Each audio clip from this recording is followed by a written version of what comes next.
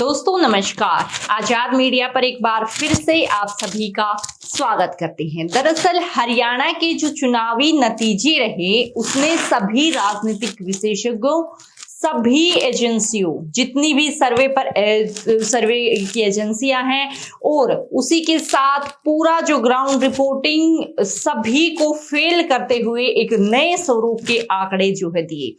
आपको बता दें दोस्तों, इसको लेकर इंडियन नेशनल कांग्रेस पार्टी ने इलेक्शन कमीशन पर सवाल उठाए हैं और इलेक्शन कमीशन ने इसका बकायदा क्या जवाब दिया है वो हम आपको विस्तार से बताएंगे। और जो सारी चीजें हैं, आखिर हरियाणा का जो रिजल्ट रहा वो किस प्रकार से पलटा, क्या था उसके पीछे की वजह और सारी चीजें इलेक्शन कमीशन का क्या है, इस पर जवाब विस्तार से आपको वीडियो में बताएंगे। तो और आप आराम से बैठिए, वीडियो को देखिए और समझिए आखिर क्या है हरियाणा की एग्जिट पोल के अपोजिट में जो आया है उस रिजल्ट का राज। तो सबसे पहले तो आपको बता दें कि जो एग्जिट पोल्स, जो सर्वे, जो ग्राउंड रिपोर्टिंग हुई थी उससे बिल्कुल अलग जो है हरियाणा का रिजल्ट रहा। और इसको लेकर कांग्रेस के जयराम रमेश ने गंभीर आरोप इलेक्शन कमीशन पर लगा दिए हैं। बकायदा इलेक्शन कमीशन ने इसका जवाब भी दिया है, वो भी आपको बताएंगे। लेकिन उससे पहले आप जयराम रमेश ने क्या कहा वो अपनी स्क्रीन पर देख सकते हैं। दरअसल कांग्रेस नेता जयराम रमेश ने कहा, हम ज्ञापन पेश करके शिकायत कर रहे हैं और हम उम्मीद करते हैं कि इलेक्शन कमीशन ऑफ इंडिया हमारे सवालों का जवाब दे, क्योंकि 11-12 राउंड के नतीजे आ चुके हैं लेकिन जो अपडेट किया गया है उसमें केवल 4-5 राउंड के नतीजों को दिखाया जा रहा है।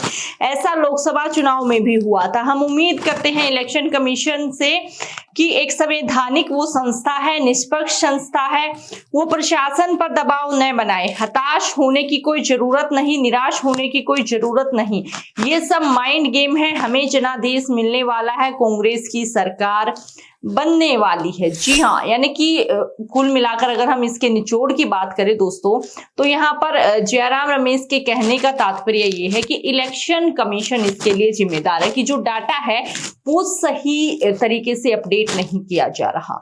इसको लेकर इलेक्शन कमीशन ने क्या जवाब दिया वो आप अपनी स्क्रीन पर देख सकते हैं। दरअसल जयराम रमेश के आरोपों पर केंद्रीय चुनाव आयोग ने जवाब देते हुए कहा कि आरोप जो है पूरी तरीके से बेबुनियाद और निराधार हैं।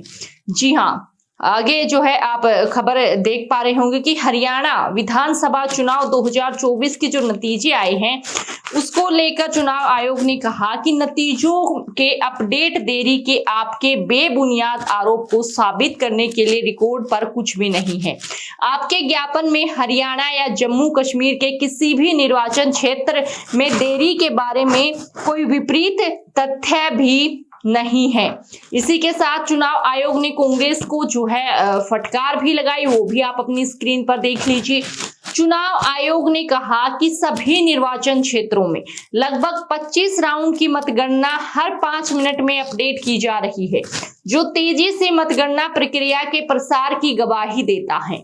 चुनाव आयोग ने ये भी कहा कि आयोग गैर जिम्मेदार, निराधार और अपुष्ट दुर्भावनापूर्ण बयानों को गुप्त रूप से विश्वसनीयता देने के आपके प्रयास को स्पष्ट रूप से खारिज करता है। ऐसा इलेक्शन कमीशन ने कांग्रेस को फटकार लगाते हुए जवाब दिया। अब ये कांग्रेस के जो आरोप हैं वो निराधार हैं या फिर सिर्फ बेबुनियादी बातें हैं, या फिर आप कह लीजिए कि जितने भी राजनीतिक विशेषज्ञ हैं उनको राजनीति का कोई ज्ञान ही नहीं है। इस प्रकार के जो है आंकड़े सामने आए हैं और इसी को जो है चीज को आपको समझाने के लिए हम आपको एक पोस्ट दिखाना चाहेंगे जो सोशल मीडिया पर काफी जो है शेयर किया जा रहा है। देख सकते हैं आप अपनी स्क्रीन पर कि जो पिछले चुनाव में यानी दुष्यंत चौटाला जेजेपी से हैं, तो इनकी फोटो को शेयर करते हुए कहा गया है कि पिछले चुनाव में 10 सीटें जीतने वाले इस बंदे को सीटें जो है घटकर 0 हो गई।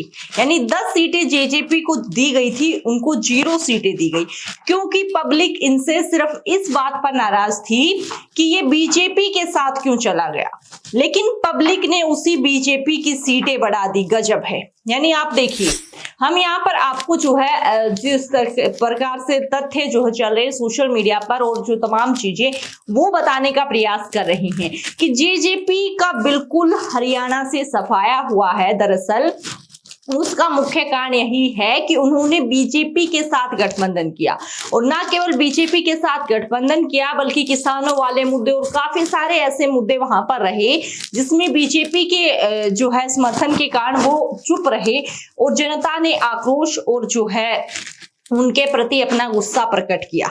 और अगर यही वजह है उनकी 10 से 0 सीटों की, तो फिर बीजेपी कैसे इतनी सीटें ले गई, ये बहुत बड़ा सवाल है और इस पर राजनीतिक विशेषज्ञों को जरूर चर्चा करनी चाहिए। आपको क्या लगता है कि अगर यही कारण है तो क्या बीजेपी इतनी सीटें जीत पाती? दोस्तों, ये तमाम चीजें हैं जो अपने आप में सवाल खड़े कर रही हैं और जो हरियाणा का पूरा चुनावी माहौल था, आप यकीन मानिए दोस्तों, पूरी तरीके से जो है इंडियन नेशनल कांग्रेस पार्टी के फेवर में था। तो फिर अचानक ऐसा कैसे हुआ और इसको लेकर तमाम दलीलें, तमाम चीजें अभी तो फिलहाल निकलेंगी, क्योंकि एकदम से जब एग्जिट पोल और जो सभी चुनावी विशेषज्ञ या फिर हम कह सकते हैं सभी सर्वे एजेंसी सभी जब फेल हो जाए, एकदम से बिल्कुल अपोजिट जब रिजल्ट आता है, तो जो है तमाम चीजें, तमाम मुद्दे जो है महत्वपूर्ण हो जाते हैं। और अब भी ऐसा ही हुआ है दोस्तों, तमाम तरीके के सवाल सामने आ रहे हैं। क्या इलेक्शन कमीशन की डाटा अपडेट में देरी कर जो है बीजेपी रुझान बनाने का प्रयास कर रही थी? क्या वाकई बीजेपी के खिलाफ इतनी अगर हवा यानी हरियाणा में खराब थी, उसके बाद भी अगर बीजेपी जीत गई है तो ये बड़ी जो है हम कह सकते हैं बम्पर जीत बीजेपी के लिए हरियाणा में हो, क्योंकि काफी विपरीत परिस्थितियों में अगर बीजेपी बहुमत लाती है किसी भी जगह, तो आप समझ सकते हैं जहां पर स्थितियां उनके अनुकूल होंगी तो वहां पर क्या होगा। हालांकि इलेक्शन कमीशन या फिर चीजों को लेकर अभी, क्योंकि जब तक हम ये वीडियो बना रहे हैं तब तक जो है 8 से 10 सीटों का ही फाइनल हुआ है, अभी तक सिर्फ रुझान चल रहे हैं, फाइनल नहीं हो पाया है। तो अभी तक तो हम ये नहीं मान सकते हैं कि क्या कुछ हुआ, क्योंकि अगर बीजेपी की सरकार जिस हिसाब से रुझान है उस हिसाब से जाती है आगे, तो बीजेपी अगर सरकार बना भी लेती है तो ये तमाम मुद्दे बाद के रहेंगे। अभी जो है इन पर कुछ भी बोल पाना काफी ज्यादा जल्दी होगा। और इलेक्शन कमीशन पर जो आरोप लगाए थे उसका इलेक्शन कमीशन ने कांग्रेस पर फटकार लगाते हुए जवाब दे दिया है कि भाई ऐसा बिल्कुल नहीं है, जो भी डाटा है वो हर जो है टाइम पीरियड के अकॉर्डिंग जो है अपलोड किया जा रहा है। और अब सरकार का अगर हम बात करें दोस्तों, तो अभी तक के रुझानों के मुताबिक बीजेपी सरकार बनती दिख रही है, लेकिन अगर 1% भी हमें तो अब नहीं लगता है, लेकिन अगर हो भी जाता है कि पलटबाजी हो भी जाती है, तो उसके बाद इलेक्शन कमीशन पर आरोप जो है बीजेपी को लगा देना चाहिए। मतलब कि राजनीतिक पार्टियां जो हैं वो अपने हित साधने के लिए ऐसा करती हैं, ऐसा दिखाई दे रहा है।